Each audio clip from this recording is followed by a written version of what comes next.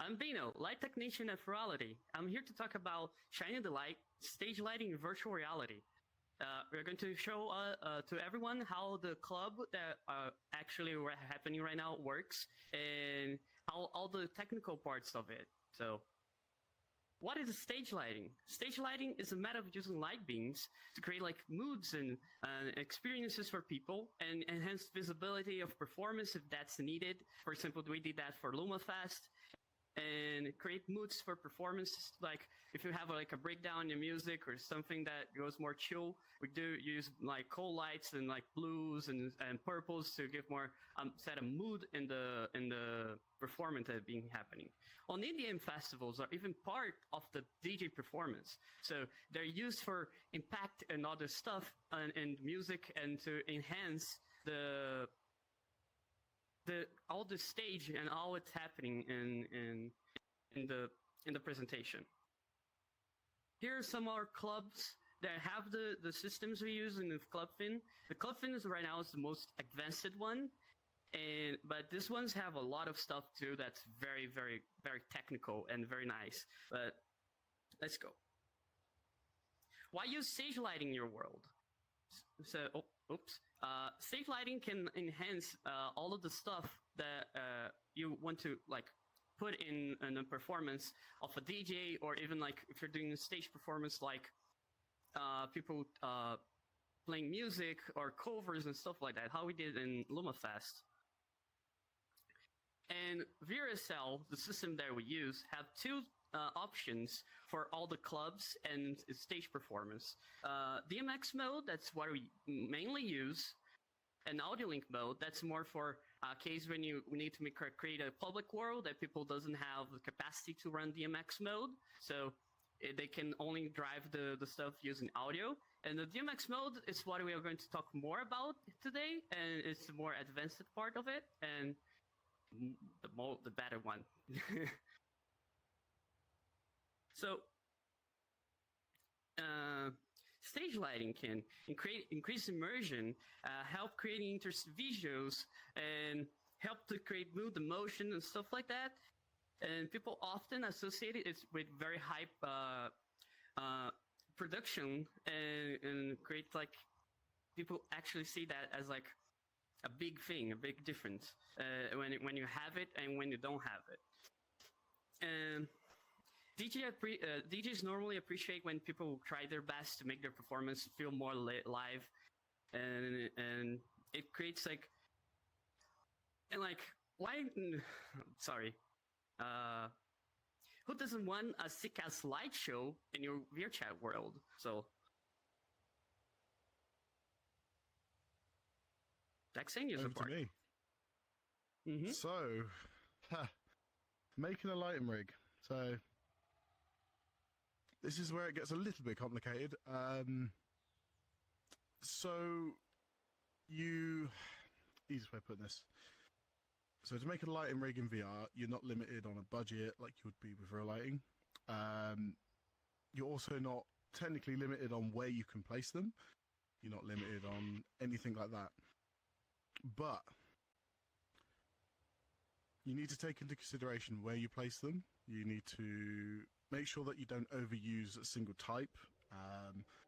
Make sure you've got enough variety, and make sure that what you do put into the world, you're going to use. Because you could put hundreds and hundreds of light fixtures into a single small box, but then never use all of it. So it comes down to performance as well. The more lights you have, the more overheads on like graphical side of things of drawing lights, but then it also can come down to the type of lights that you're using. AC's done a fantastic job making the VRSL system that we all use for our stage lighting effects.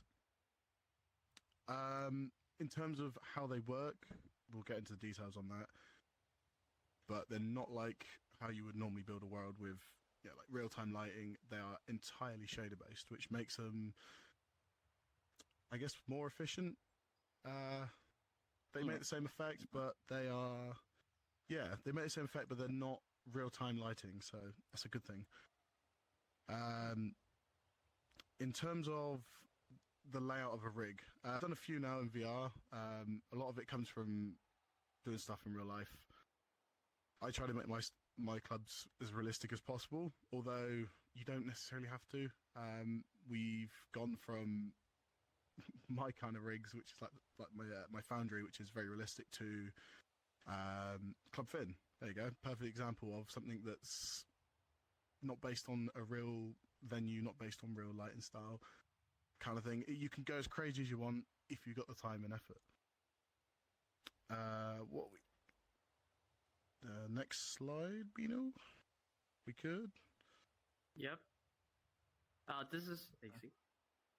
Oh. So yeah, I'm going to pass over to AC to explain how his amazing system works. Guys, this is AC. He created the lights.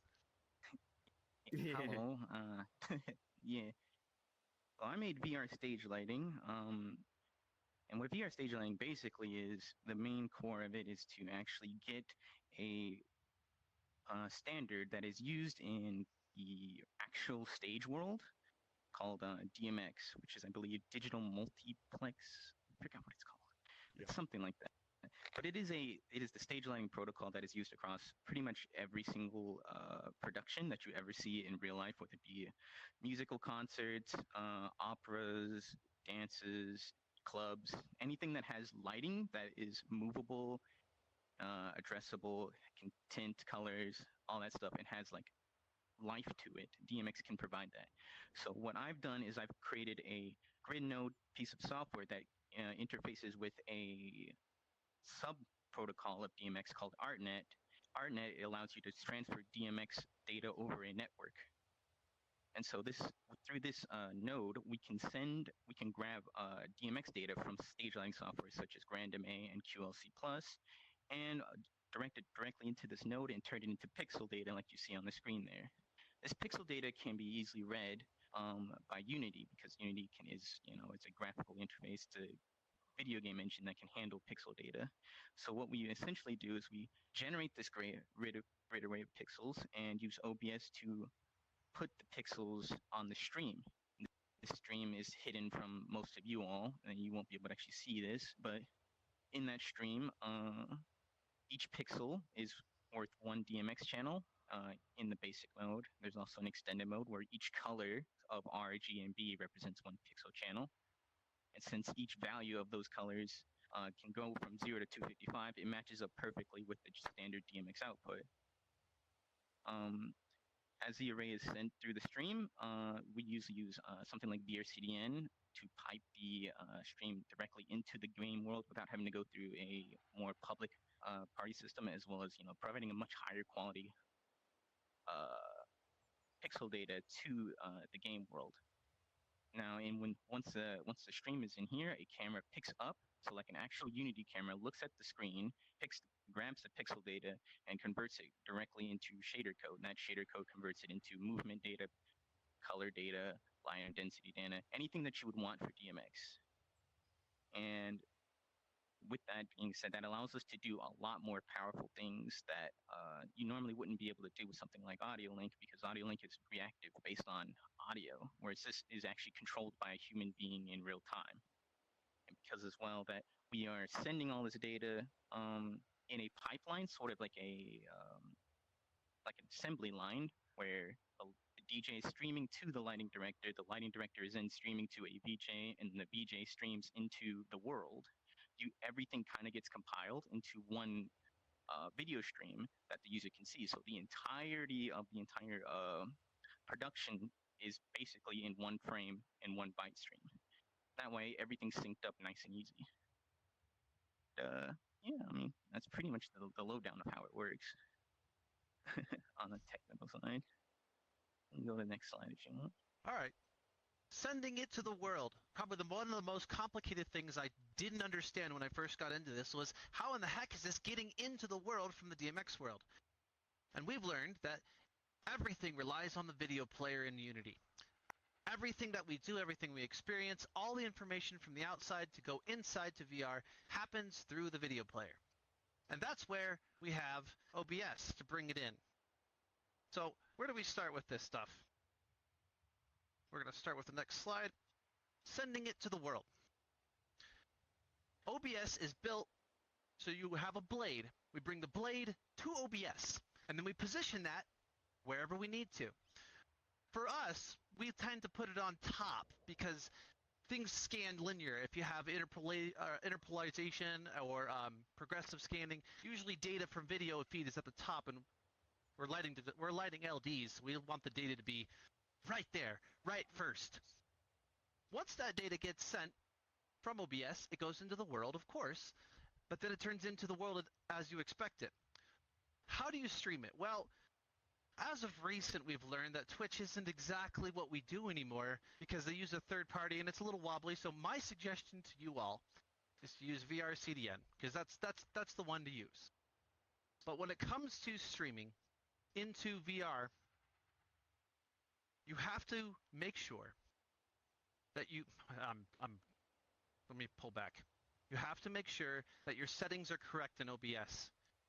You can't push too much data, you can't push enough data, because what happens is if you start pushing too much data at it, you're going to lag out the world. If you don't push enough, you're going to make those lights wibble and wobble. They're going to wobble and scream at you, and you'll start feeling it. So make sure your settings are correct, and we can go into extreme detail on that, I'm sure, but for the intents of time and purpose, we're going to skip over that one.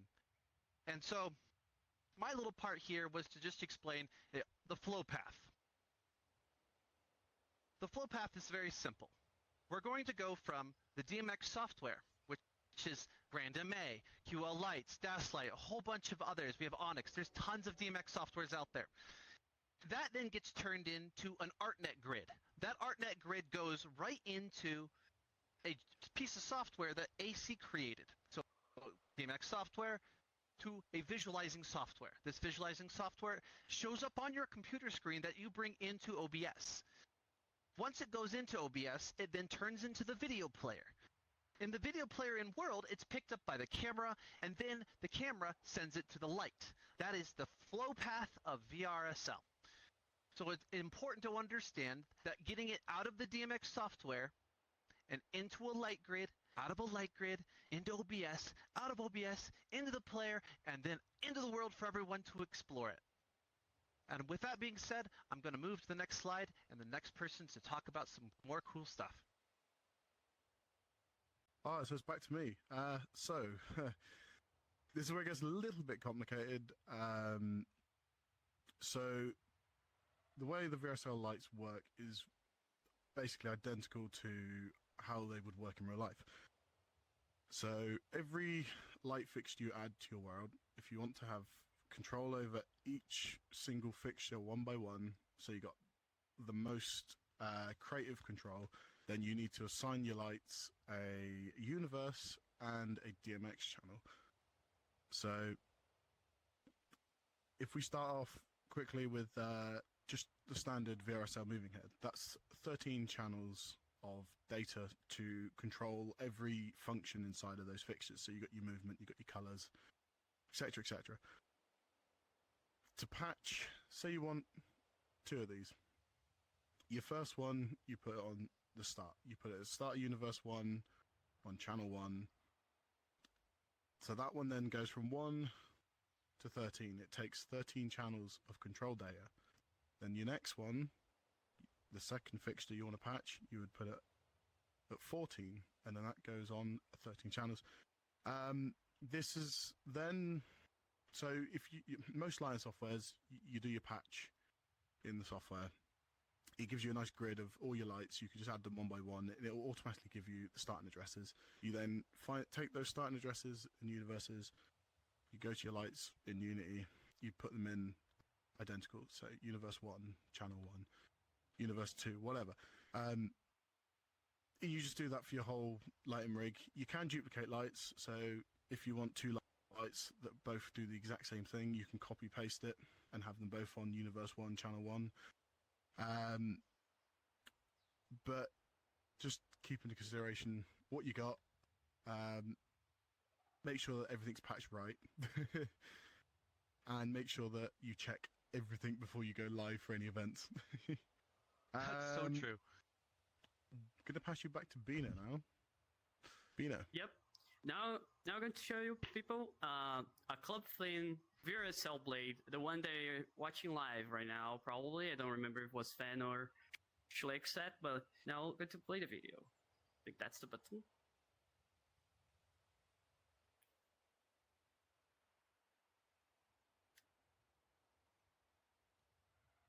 So what you're seeing here in this video is all the pixels. They're moving Behind from us. different shades.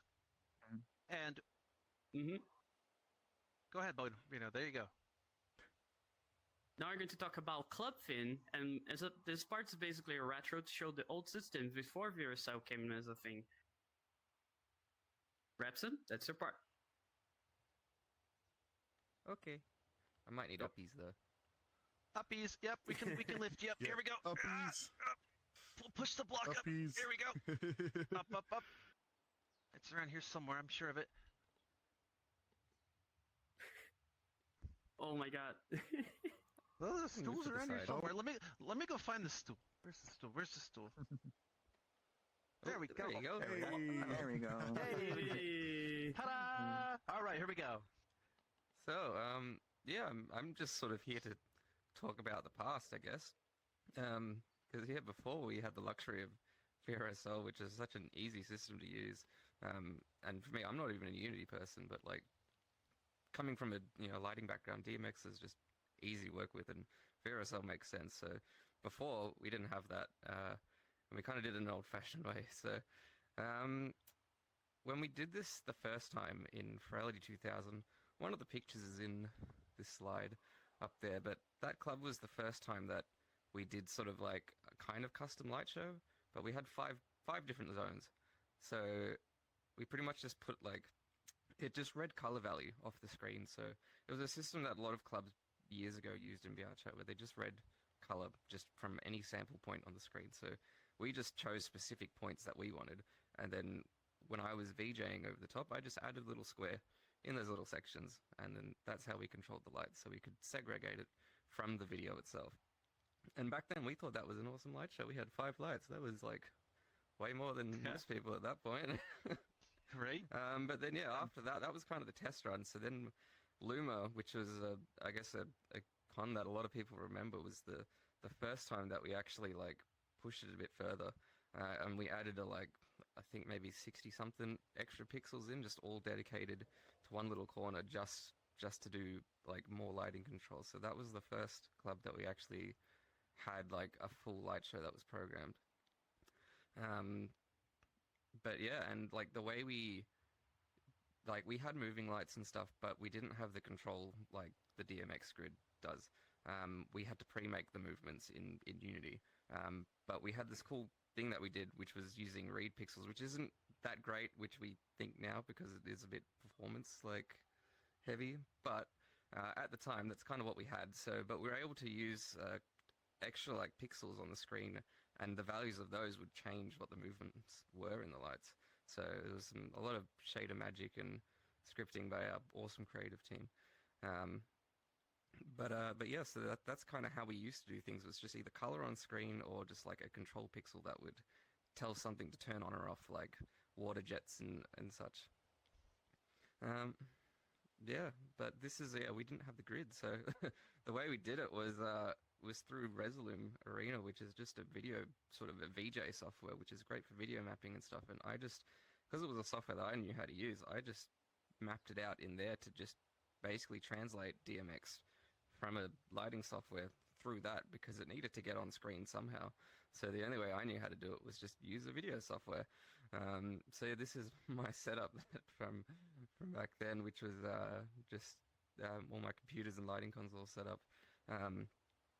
But yeah, so Arena would map every single pixel into the correct spot that we wanted it to be. So we weren't limited with what the grid looked like. We could actually lay it out however we wanted. This little picture that's in the slide is an actual screen map from the Clubfin in Legends.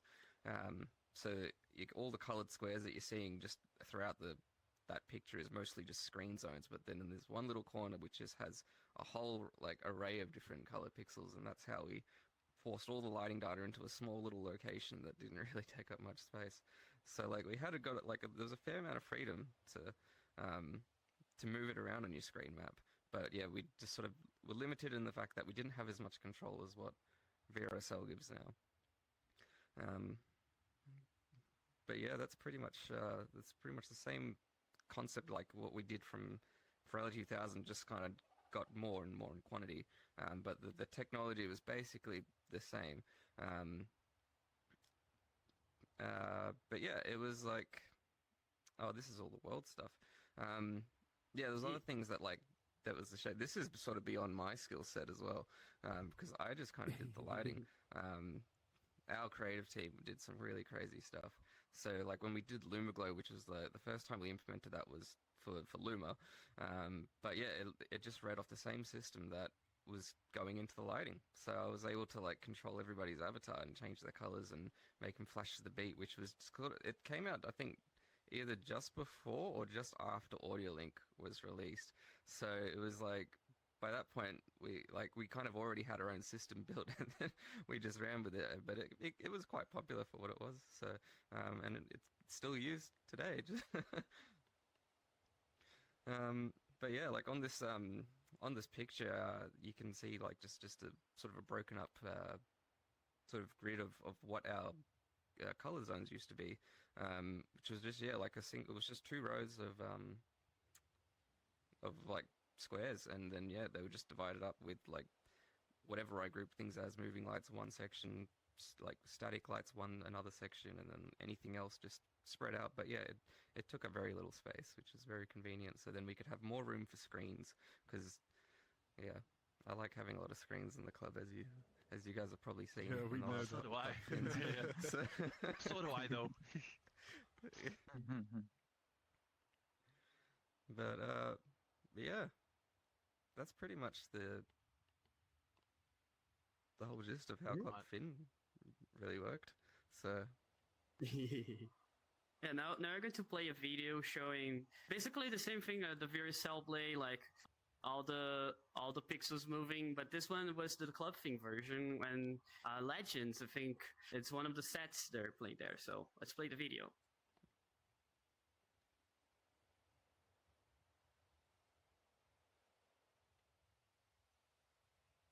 oh Yep. yeah, so that top corner was pretty much all lighting. Mm-hmm. Yeah. Yeah, And that's how. that's it for Club Fin. Thank you. I'll hand it back over to Bino. Thank you. I gotta jump down. Yeah, I think what? I think we need to remove the stool because I'd be. Here, hold on, I got this. I got this. There, push the block down.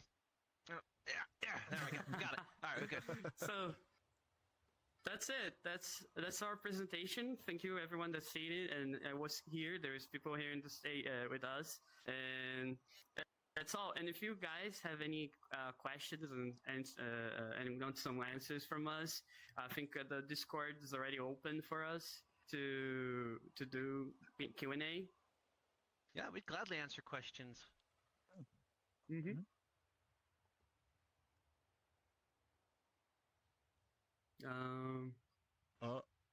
I can't actually hear Well, Laurie. that's okay.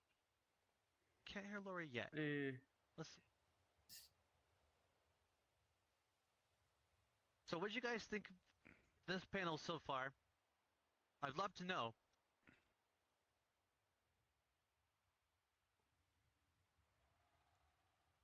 VRSL is actually a pretty cool system as far as like a lot of you have seen the system in the field. A lot of you have been to a lot of clubs. A lot of club goers will choose to use the audio link version for the ease of access to it. And you will notice the difference. When it comes to the audio link version, those lights, they're going to wobble and wiggle, and sometimes they'll be still. And that's just because the world builder didn't do anything with the animation circuit on it. That's not VRSL's fault. So when it comes to the DMX, though, oh, yeah, we have questions? Yep, we got 2 questions from Gus. Yeah, I'll let you finish what you're saying. Let's see. No, go ahead. Go ahead. I'm just talking. So Gus says, what does the term busking mean? And does it Oh. does it help to have musical experience to match lights to music? Who wants to go You want me first? to answer it? Mm. You want me to answer I it? feel like you should answer that. One of y'all should answer that. Maybe. Yeah, you're right. You should answer that. Answer the Yeah, busking I feel part. like you should. Yeah. So busking. Yeah. Busking is just a term of it's done live. So you just turn up. You control whatever. In lighting terms, you control whatever live in time of whatever's playing. You haven't pre-programmed anything before you go ahead and do your show. So we Making use it that up as term you quite a go lot. kind of thing. Yeah, we use that term a lot. Yeah, we yeah. go and busk lights because of 99% of the time we don't know what we're gonna control lighting to, especially when we do live stuff. And then Is it just a slang whatever for happens, sending happens. Yeah, pretty much. So, yeah, It's a bit get like in how front of the musicians console. I'm busk. just going to send it. Busk it. And does it help to have musical experience to match lights to music? It does help. Being able to pick up on BPMs of music. Basic music That's a big theory, I think. one. That is like yeah. And then we've all got our own like preferred genre of music. So a lot of time, myself, house and dance. So I can listen to somebody playing Hardstyle. live house, and I know when there's a build up coming. I know when there's going to be a drop. I know when to strobe. I know when to black out. It just kind of, it's just natural. The more you listen to a certain type of music, the more you get used to what's coming, and you can kind of preemptively control your lights, so you get the big build ups and the big drops. Anybody else got anything to add on that? Watching some other festivals and other like events, it's like as like references, could be a really good way to get an idea of like the kind of lighting you should probably do for that genre. Like the lighting for a rock concert is going to be dramatically different from something like a hardstyle concert, right? But both have two different skill sets and two different types of ways to express how the music is being conveyed to the audience. Color palettes are important, and so learning things about color theory can also help a little bit, not just music theory. Truth. Very I mean, much there's so. also the part. There's also the part too of like when you're doing DJ coordination, you should also think about LD coordination as well, because it's very much a different type of art. Each of us have our own lighting styles, and so when you pair your DJs, make sure you're pairing an LD that likes that genre. Don't just grab an LD off the shelf and say just do it all, because you're gonna see some that are passionate, and you're gonna see some that will be like share up. So coordination is good. Oh, I let's got grab another questions question. here too. Yeah, I love questions. Let's do it. Is Go on, current Bruno. Club Fin is using VRSL? Yes, it is using VRSL, and it's one of the most advanced. Like we have like, I can grab a number. We have like 149 fixtures. Yeah, that's what my program is saying to me. So yeah. That's two Uh, universes That's worth. just 50 in the lighting control. Something universes, yeah. 50 something movers. Uh, isn't it? 50, And, like, 50 another- moving Correct. in 50 two something universes. movers and- Yeah. Yeah. Yep, but that's not the least of it, though. The club actually does a whole heck of a lot more. It's actually a hybrid myriad of a bunch of different technologies. Yep. VRSL is just adding icing to the top. VRSL allows us to control the majority of the lighting and a few extra elements like the stalagmites. Is that what they're called? and Yeah. the Around the fireworks. sides. And the The fireworks. fireworks. are great. Fireworks. Oh, the yeah. flames, the smoke. There's so much more. And since we got the new That- GPU readback that's right. system, Yeah, thank you, AC. This is brand new technology. The VRSL we've got readback. This is the so latest much more. development. Got so much more control over stuff that you wouldn't have previously had easy control of. Oh yeah, AC performed a Christmas miracle to get that platform working. The fireworks would not have been possible without this one right here. They released it like a week, and I was like, I've been asking for a readback for about 2 years now, and they finally came out with it, and I just dropped everything and was like, I'm going to make a plugin for this now, Right? and I spent like a So- week just doing And it. it's perfect. I want to expand on that really quick.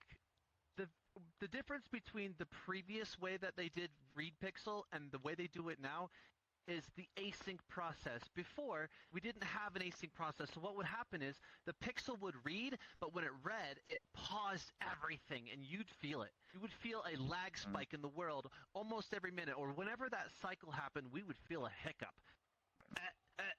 Async makes it so you can not halt the world. Nothing stops. It just keeps on reading it. Yeah. Shall I grab another question? Yep. Let's go for. We have a lot of Extra them. asks, I'm considering starting DMX Lighting to help VR chat events. Where should I start? What's a good starter DMX controller? Oh, that's a good one. Oh, that's a good one. Where to Honestly, start? I would say I would start with simple with like Q lights. Even though it's a pain, it's also not a high investment. Yeah, QLC Plus. It's Right. open source and free. I think it's open source. Open Yes, it is. Open source. Yeah. open source. There's Yeah. some caveats to it. It's free to download. It's free I to wouldn't- use. You'll need the grid node software that AC sells in his booth. Yep. To The readback. pass the ArtNet into the world, which generates that grid that we talked about earlier. And then where to start? Download the VR stage lighting package from the GitHub That's and true. start poking at it. You get it from AC's GitHub. GitHub, yeah. And the lights are available to you, available to download without any cost. But then you get the grid through the Gumroad, I believe. It's the Gumroad, right? And Yes, it's nothing. It's not even. It's an easy drop in the bucket, and that just funds the development of the software. You definitely want to do that. Yeah, all I the like lights and to stuff are add. open, so-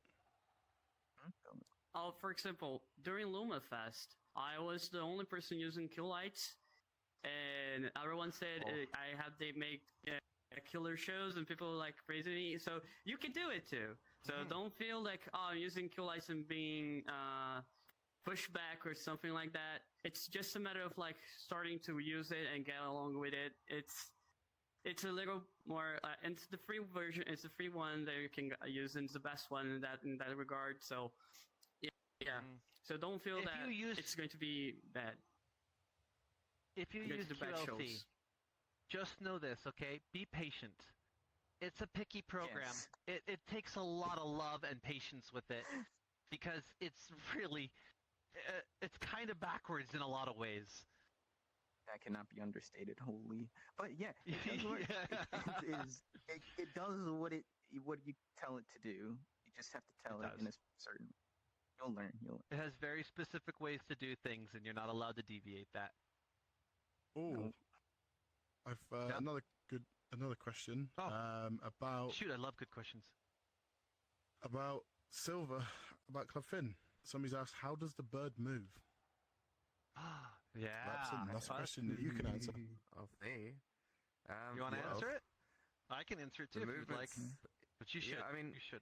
The general movements, if you're seeing wings open and close, that's part of that lovely new async feature that we got given just recently. And yeah, it's literally just we've assigned a trigger on in the screen map, which is basically just effectively going into a DMX channel, or just reading off a section of the VRSL, and it just, as soon as it detects that pixel is on, it triggers the wings to open and close, so we can turn them on or off whenever we want.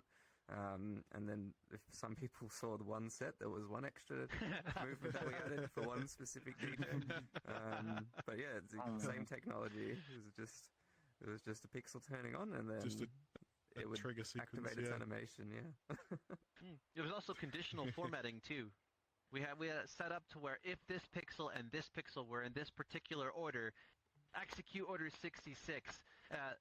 That way we couldn't accidentally somebody in the DJ scene. Yeah, accidentally eat. That is a good way to do it. DJs. Yeah, right? That's not a bad way to do it. I have another question. What DMX software do you use mainly? I use mainly Graname, the second version. a very old version that works, and I just got attached to it. I think you guys can answer that too. What do you, Isaac, use? I use Daslight, but that's because me and Tech use Daslight, and mind you, if you get into Daslight, it's an investment. It's Yeah. relatively expensive. But not as Yes. bad as Grand or Onyx or there's costs at LD. LD is not a reasonable. cheap industry. But as far as like DAS is really designed for club scene situations. Grand is designed for big festivals and lots going on at once. I'm jealous of some of the movements that Bino can come up with. Yes. And then Bino turns in and tells us that he's jealous of our color palettes. And then AC. Raps and What software you use mainly? Same one as you, Grand MA2. I was You- using QLC Plus for like the longest, but I've recently graduated to Grand MA. I was like, well, I might as well fully invest into this. and then In Rapson, over what here. software you use?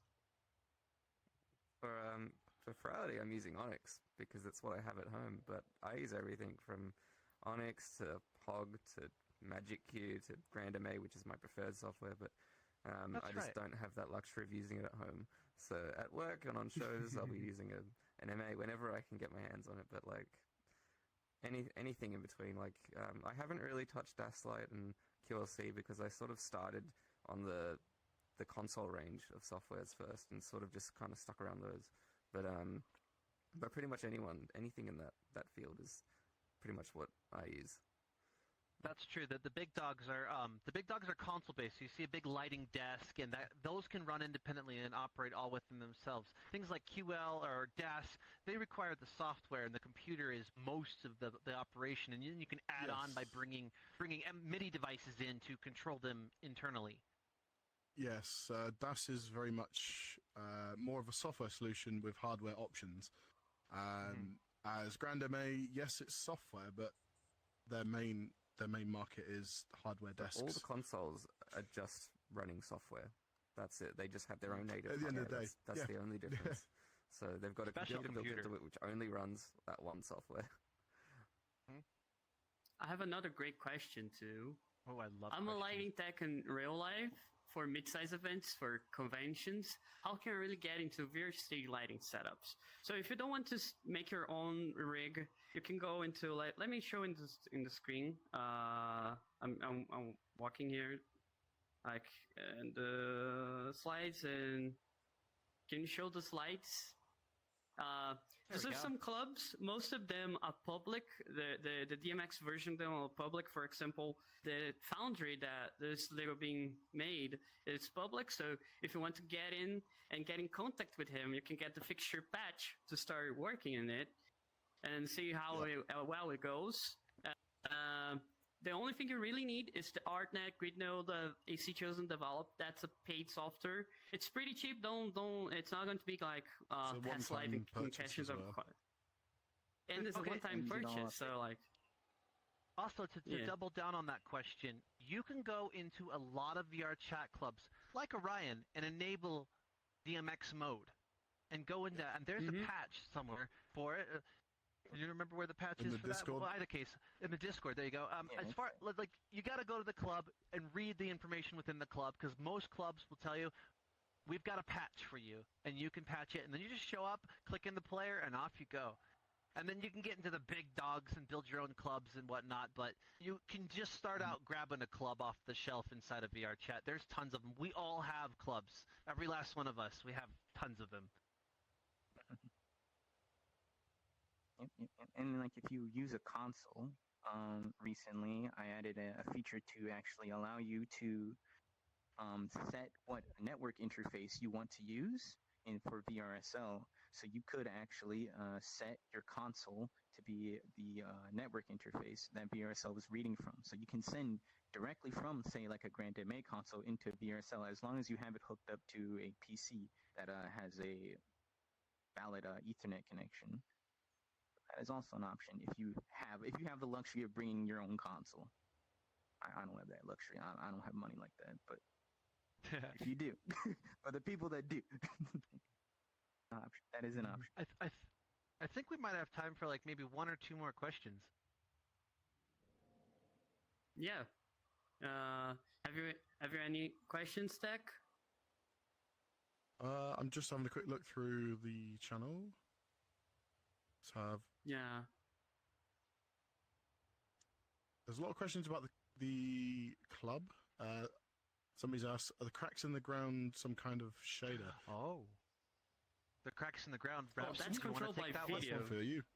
Yeah. Yes. Yeah. I mean, I can't really necessarily talk about what the shader is or how that works, but all it That's is, just it's magic. just a screen. So yeah, it literally, like, as you saw pictures of the screen maps that we had from the clubs, or from like the other club fins, it's pretty much like everything was just either like an area on the screen. So whether it was a pixel for a light, or whether it was like an actual larger zone, which is a bit more for like video or something. So a lot of the gradients, like you see people with like Lumaglow gradients on, and any of those like pulses that would like shoot up and down through things, it's all just either a linear line on a screen or just a larger screen zone, which is just for a VJ to play any content over. So that's like, our system was always a bit of a mix now, because we've introduced VRSL, but we haven't let go of the original stuff that we did, which was it's still useful, and there's nothing else that really does it as simple as just putting a line or a screen in place to control something. So It's true, and it all boils down to that video player being everything. Speaking of, I would like to make a shout out to the Texel video player. Okay, this video player and this world that Yes. we're in is built by Texel, and you need to go download that video player, because that His- video player just Yes. works. It's perfect for the For club live, scene. for the live events, you want a video player that's Oh. really, really optimized and really well suited for live stuff. Just Google video TXL, and you'll find it right on top. Yeah. Mhm. Oh, thank you, Roxy, for dropping the link.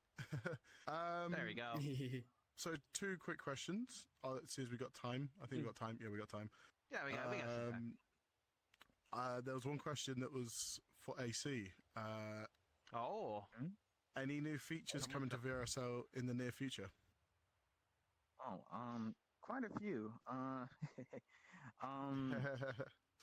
The big ones you on the is that spot. I'm standardizing a quality system for the standard fixture package. So for like the volumetrics, there's going to be a higher quality volumetric mode that introduces a much better 3D noise calculation, as well as a low quality mode that introduces a alpha to cutout shader variation. So you can get like a nice, for the people that like have a really struggle PCs, because VRSL does use a lot of transparency shaders, at least the standard movers do, and as well as the projections. And transparency can be quite hard on Carshon graphics cards. So something like an alpha to cutout, or I think it's alpha to coverage, my bad, alpha to coverage version can help with that. Another new feature that I'm introducing as well is going to make the VRSL grid node a global texture. So that means any shader in the world, as long as they actually have the correct parameter, the correct variable name, can read from that texture, including avatar shaders. So any avatar, as long as that shader supports it, you can grab gonna be any huge. channel you want, any universe you want, and as many as you want, and read straight from the DMX texture. Can you And, imagine? make cool avatars. Can you imagine the avatars that Yeah. are gonna run on DMX? Oh man. And Yeah. any new fixtures coming? So fixtures that I have planned, at least, is a new laser fixture, as well as possibly a movable bar fixture with a decent volumetric light. I'm still working on that. Oh, and I'm technically researching global illumination techniques, but that's we're gonna keep that under wraps for now. I guess I could also say that soon I'm going to, hopefully, give me time, going to be releasing a pack of custom lighting fixtures that I've made as well, that runs Yes. basically perfectly with the current VRSL system. Soon. If you would like to TM. see some of those, visit the Foundry. Just type in Yes, the Foundry yeah. and search. That ties perfectly into the last question, which was where can we see all you guys busk in the future?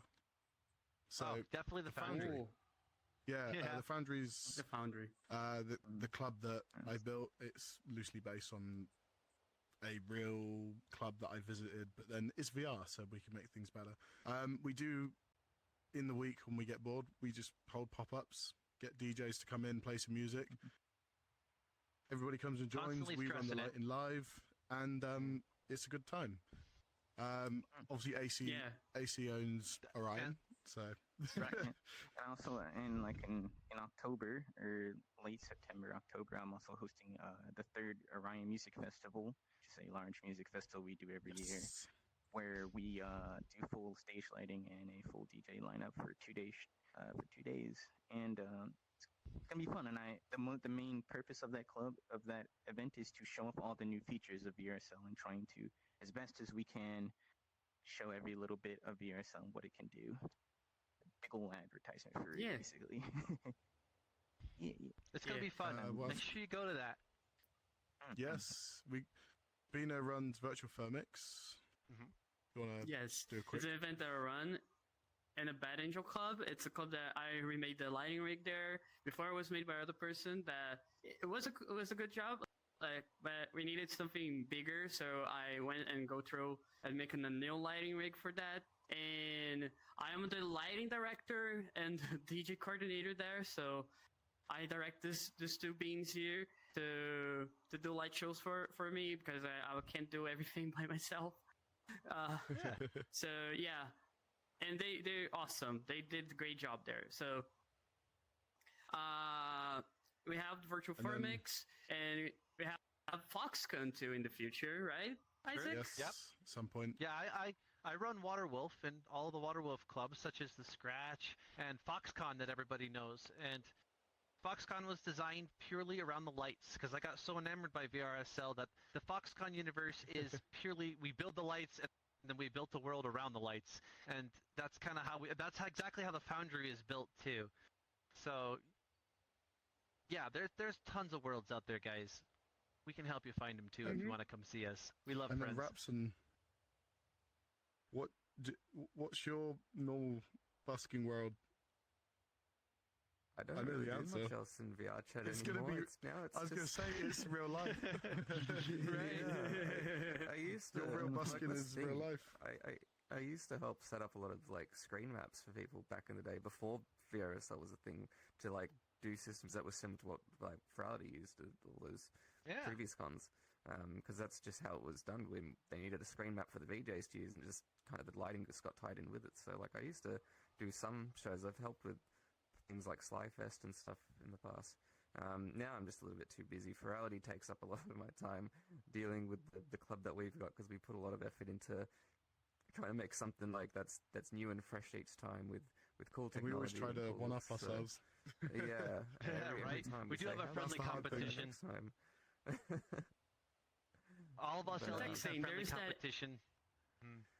There's that end of the year event too. There, The New Year's event. Yes, I've got some plans for That's that. gonna be big. Things are already in works. That's going to be good fun. Yeah, that's our yeah, like local I think that's our all. local hangout spot.